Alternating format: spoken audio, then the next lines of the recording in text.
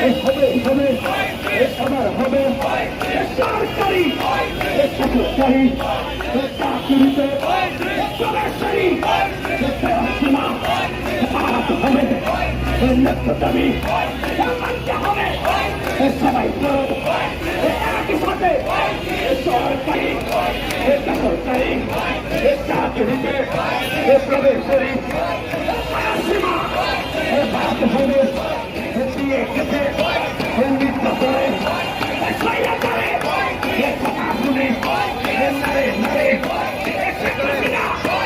শুনে লাগে দায়িত্ব তারা বিদেশেতে স্বতন্ত্রে সাইয়া করে খুদের প্রতি দেশি দেশি ঘুরিয়ে শুধু আর চাইরা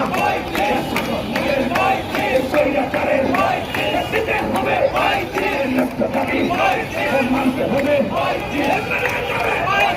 দাবিতে দাবিতে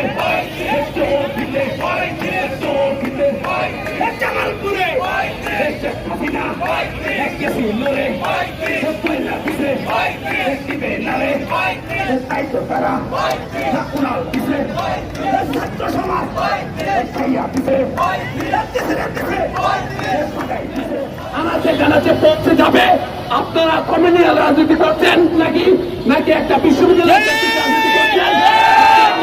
সকল আপামর জনগোষ্ঠীকে নিয়ে রাজনীতি করতে চান, বাংলাদেশের সকল আপামর জনগোষ্ঠীকে নিয়ে রাজনীতি করতে চান। সবাইকে যদি আপনার প্রয়োজন হয়ে থাকে তাহলে বিগত 16 বছরে করোনায় যারা ক্ষতিগ্রস্ত হয়েছে তাদের ক্ষতিপূরণ দেওয়ার ক্ষেত্রে আপনাদের ভূমিকা কি? 35 বাস্তবায়নের ক্ষেত্রে আপনাদের ভূমিকা কি? আপনাদের অবস্থান কি? আপনাদের অবস্থান আমরা জানতে চাই। আমরা এখানে অবস্থান দেব যতক্ষণ পর্যন্ত এনসিপির কেন্দ্রীয় লিডারগণ আমাদের সাথে এসে সাক্ষাৎ না দেয়। ধন্যবাদ। আপনারা জানেন আমরা দীর্ঘদিন যাবৎ সেই 2012 সাল থেকে এই সাধারণ ছাত্রছাত্রীরা বিভিন্ন বিশ্ববিদ্যালয় পড়ুয়া উচ্চ শিক্ষিত ছাত্রছাত্রীরা রাজপথে নেমে আন্দোলন সংগ্রাম করে এসেছে। কিসের ভিত্তিতে, কিসের দাবিতে, সেটা দেশের মানুষ, ছাত্র সমাজ তারা জানে। আমরা দীর্ঘদিন একটা ন্যায্য দাবি নিয়ে আমরা রাজপথে নেমে এসেছিলাম।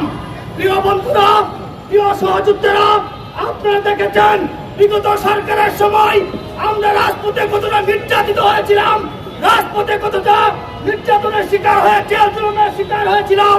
আমাদেরকে এখানে আমাদের অনেক সহযোদ্ধা আছে, 30 থেকে 32, 35 বার পর্যন্ত জেল কেটেছে।